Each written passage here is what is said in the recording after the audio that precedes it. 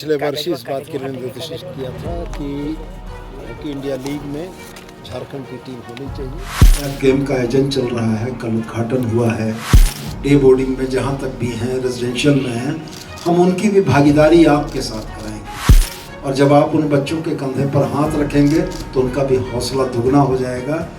ये पहलुओं को ध्यान में रखते हुए मैंने शुरू में कहा था कि सिर्फ बिल्डिंग बना देने से खेल नहीं सुधर सकता है।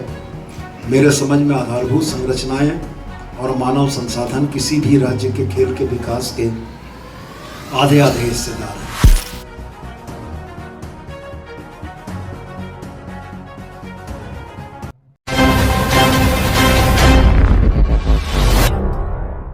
जितने ज़्यादा खेलों के आयोजन होंगे, आज फोर्थ सैफ गेम का आयोजन चल रहा है, कल उद्घाटन हुआ है। आज और कल 2 दिन झारखंड में खेलों का यह महाकुंभ रहेगा।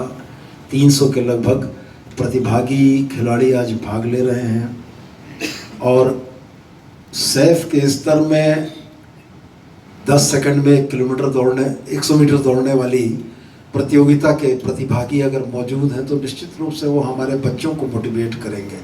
और सरकार ने इस बार एक नया कदम भी उठाया है कि हम लोगों ने centre of excellence residential day boarding के तमाम बच्चों को रांची लाकर ऊपर इस प्रतिस्पर्धा के देखने का एक मौका दिया है कि जो बच्चे कल झारखंड का नाम लिखेंगे वो बच्चे भी आकर देखें। और हम लोगों ने इस बात को भी तय किया है कि हॉकी इंडिया लीग के वो 9 मैचेस के दरमियान हमारे जितने बच्चे और बच्चियां हमारे सेंटर ऑफ एक्सीलेंस से लेकर डे बोर्डिंग में जहां तक भी हैं, रेजिडेंशियल में हैं, हम उनकी भी भागीदारी आपके साथ कराएंगे। और हमारा यह विचार है कि हम उन बच्चों को स्पोर्ट ऑफिसर के तौर पर हमारे खिलाड़ियों के साथ नियुक्त करेंगे, जिससे उनके मन में अगर कोई सवाल है तो वो आपके साथ स्पोर्ट ऑफिसर के तौर पर काम करते हुए आपसे अपनी शंकाओं का समाधान कर सकेंगे। और जब आप उन बच्चों के कंधे पर हाथ रखेंगे तो उनका भी हौसला दुगना हो जाएगा कि नेशनल और इंटरनेशनल लेवल के प्लेयर्स के साथ हम लोगों को समय बिताने का मौका मिला है। तो हमारा प्रयास यही है कि मानवीय पहलुओं को ध्यान में रखते हुए मैंने शुरू में कहा था कि सिर्फ बिल्डिंग बना देने से खेल नहीं सुधर सकता है। मेरे समझ में आधारभूत संरचनाएं और मानव संसाधन किसी भी राज्य के खेल के विकास के आधे हिस्सेदार हैं। आधे हिस्से में आधारभूत संरचनाओं की भूमिका है, लेकिन आधे हिस्से में हमारे उन बच्चों के ट्रेनिंग, उनके लिए व्यवस्था, उनकी कोचिंग, उनका खान पान, ये तमाम चीज़ें अगर बेहतर होंगी तभी जाकर नतीजे आएंगे। और मैं कतई हतोत्साहित नहीं हूँ। मैं ये मानता हूँ कि खेल के क्षेत्र में किया हुआ निवेश कुछ साल 2 साल में रिटर्न नहीं आता है।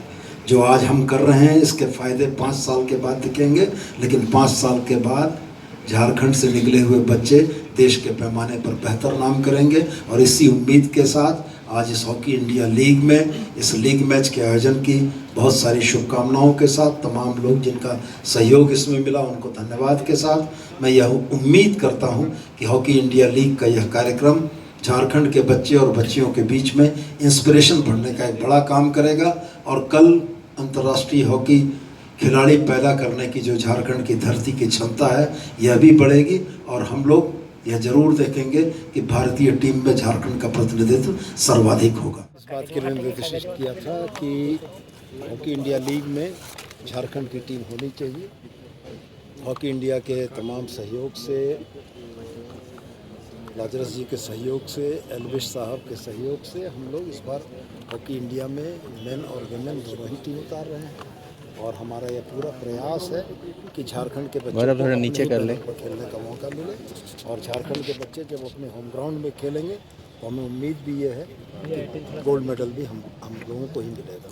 कैसा मैच इस बार देखने को मिलेगा? आप लोगों को भी एक्साइटमेंट होगा सर, अपनी टीम के साथ ये HIL हो रहा है। निश्चित रूप से खास करके रांची के दर्शकों के लिए एक महत्वपूर्ण समय रहेगा कि जब वो अपनी टीम को चीयर करेंगे, अपनी बच्चियों को अपनी टीम अपने बैनर के बीच चीयर करेंगे। और जितने हमारी प्लेयर्स थी या प्लेयर थे उनका यही था कि हम लोगों को होम ग्राउंड में अपनी टीम से खेलने का मौका मिल रहा है। निश्चित रूप से उनका उत्साह भी बड़ा हो।